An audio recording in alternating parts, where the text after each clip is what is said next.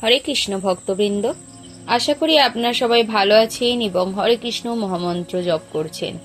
আজ পরমা একাদশীর পুণ্য লগ্নে, তাহলে চলুন একবার আমার সঙ্গে হরে কৃষ্ণ মহামন্ত্রের জপ করে নিন। হরে কৃষ্ণ কৃষ্ণ কৃষ্ণ হরে হরে, হরে রাম রাম রাম হরে হরে, হরে কৃষ্ণ। তাহলে চলুন আজকে ভিডিওটা শুরু করি। দ্বাদশ অধ্যায়ের 1 থেকে 5 নম্বর শ্লোক আমি আগের ভিডিওতে দিয়েছিলাম, আজকের 6 থেকে হবে। দ্বাদশ অধ্যায়ে যে ভক্তিযোগ রয়েছে সেটার। তাহলে চলুন ভিডিওটা শুরু করা যাক। ওম নমো ভগবতে বাসুদেবায়। ওম নমো ভগবতে বাসুদেবায়।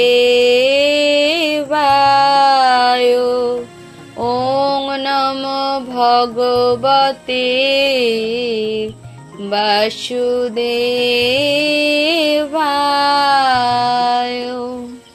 শ্রীমদ্ ভগবদ গীতা ভক্তিযোগ শ্লোক নম্বর 6 এবং 7। প্রথমে আসছে 6। ये तु सर्वाणि कर्माणि मयि संन्यस्य मत्पराः अनेनैव योगेन मां ध्यायन्त उपासते तेषाम् अहं समुद्धर्ता मृत्युसंसारसागरात् भवामि न चिरात् पार्थ मया वेशितचेतसाम्। এরপরে আসছে শ্লোক নম্বর 8। ময়ি এব মনো আধ্যাত্মস্য ময়ি বুদ্ধিং নিবেশয় নিবশিষ্যসি ময়ি এব অত ঊর্ধ্বম ন সংশয়ঃ। শ্লোক নম্বর 9। অথ চিত্তং সমাধাতুং ন শক্নোষি ময়ি স্থিরম অভ্যাসযোগেন তত মাম ইচ্ছা আপ্তুম ধনঞ্জয়। এরপরে আসছে শ্লোক নম্বর 10। অভ্যাসে অপি অসমর্থ অসি মৎকর্ম পরম ভব মদ অর্থম অপি কর্মাণি কুর্বন সিদ্ধিম অবাপ্স্যসি। শ্লোক নম্বর 11।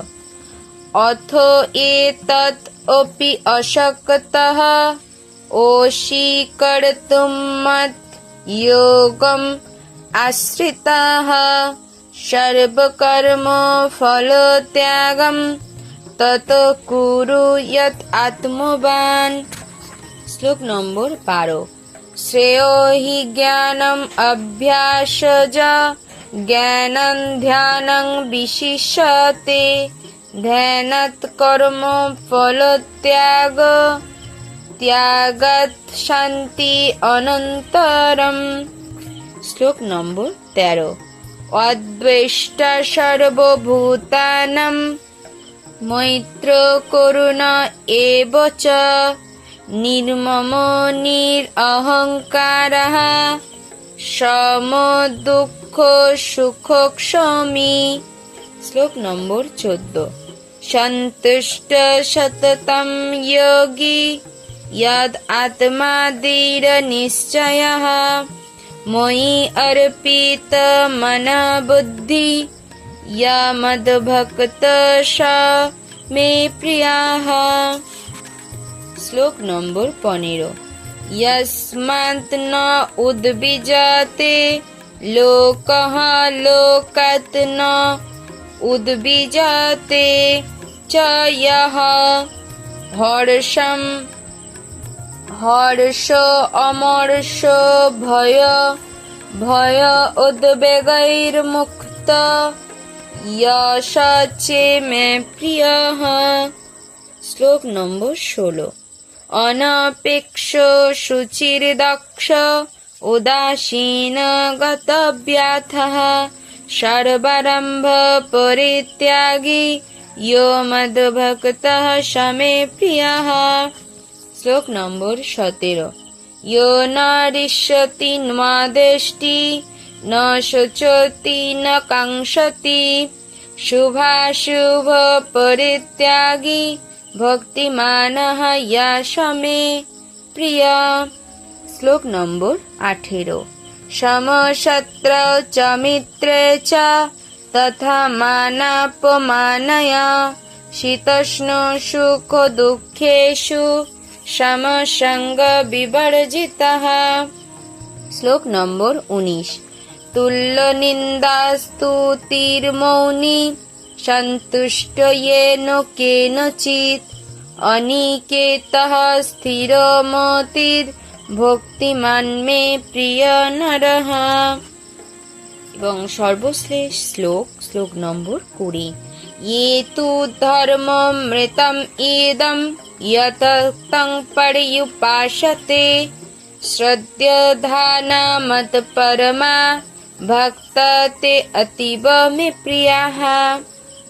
ইয়ে মানে কি যারা, তু কিন্তু, ধর্ম, অমৃতম অমৃতের, ইদম এই, যথা যেমন, উক্তম কথিত রয়েছে, পর্যুপাসতে পূর্ণরূপে উপাসনা করেন, শ্রদ্ধেয়ধানং শ্রদ্ধা সহকারে, মত পরমা আমাকে সর্বস্ব জ্ঞানী, ভক্তা ভক্তগণ, তে তারা, অতীব অত্যন্ত, মে আমার প্রিয়া প্রিয়, যারা আমার দ্বারা কথিত এই ভক্তিযোগরূপ ধর্মামৃতের উপাসনা করেন, সেই সকল শ্রদ্ধাবান মতপরায়ণ ভক্তগণ আমার অত্যন্ত প্রিয়।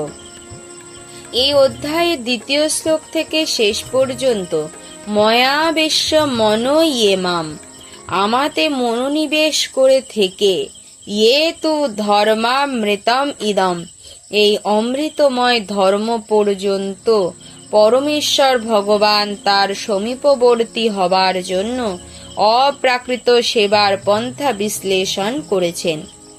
এই পন্থাগুলি ভগবানের অত্যন্ত প্রিয় এবং সেগুলি অবলম্বনকারী ব্যক্তিকে ভগবান গ্রহণ করে থাকেন।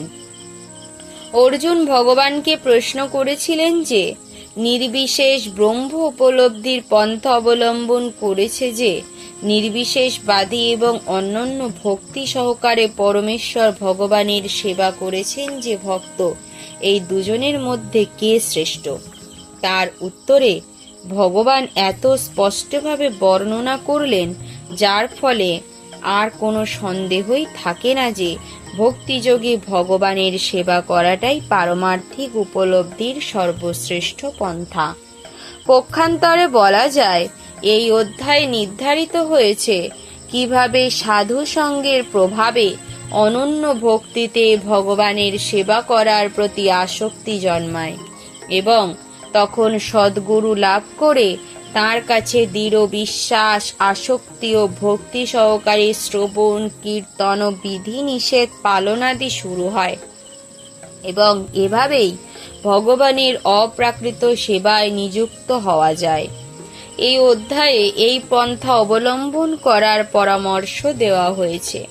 তাই আত্মোপলব্ধির মাধ্যমে পরমেশ্বর ভগবানকে লাভ করার জন্য ভক্তিযোগী যে পরম পন্থা সেই সম্বন্ধে কোনো সন্দেহ নেই। পরম তত্ত্বের নির্বিশেষ উপলব্ধি করার যে পন্থা এই অধ্যায়ে বর্ণিত হয়েছে তা কেবল আত্মোপলব্ধি লাভের জন্য আত্মসমর্পণের সময় পর্যন্তই অনুশীলনের পরামর্শ দেওয়া হয়েছে। পক্ষান্তরে বলা যায় যে যতক্ষণ পর্যন্ত শুদ্ধ ভক্তের সঙ্গ লাভের সুযোগ না পাওয়া যায় ততক্ষণই নির্বিশেষ ব্রহ্মজ্যোতির ধারণা কার্যকরী হতে পারে। পরম তত্ত্বের নির্বিশেষ অব্যক্ত রূপের উপাসনায় কর্মফল ভোগের আশা ত্যাগ করে ধ্যান করতে হয় এবং জড় ও চেতনের পার্থক্য নিরূপণ করার জ্ঞান লাভ করতে হয়। শুদ্ধ ভক্তের সঙ্গ লাভ না করা পর্যন্ত এই পন্থার প্রয়োজনীয়তা আছে।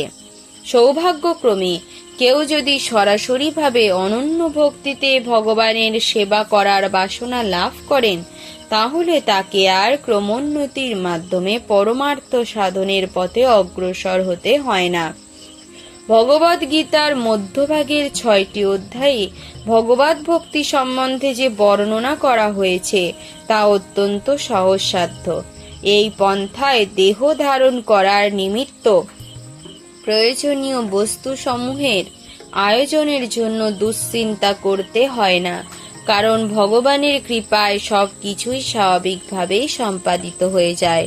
ইতি কৃষ্ণ প্রেম লাভের পন্থা বিষয়ক ভক্তিযোগ নামক শ্রীমদ্ ভগবদ গীতার 12 অধ্যায়ের ভক্তি বেদান্ত তাৎপর্য সমাপ্ত। ওম সর্বে ভবন্তু সুখিনা সর্বে সন্তু নিরাময়া সর্বে ভদ্রাণি পশ্যন্তু কশ্চিৎ দুঃখম ন আপ্নুয়াত। ওম শান্তি ওম শান্তি ওম শান্তি। হরে কৃষ্ণ কৃষ্ণ কৃষ্ণ হরে হরে, হরে রাম রাম রাম হরে হরে। হরে কৃষ্ণ ভক্তবৃন্দ, ভিডিওটি যদি ভালো লেগে থাকে তবে অবশ্যই একটা লাইক করে দেবেন এবং অবশ্যই চ্যানেলটিকে সাবস্ক্রাইব করে রাখবেন পরের ভিডিওর জন্য, এবং কমেন্টে অবশ্যই হরে কৃষ্ণ মহামন্ত্র পারলে লিখে যাবেন। তো আজকে ভিডিওটা এই পর্যন্ত, দেখা হচ্ছে পরের আরেকটা ভিডিওতে।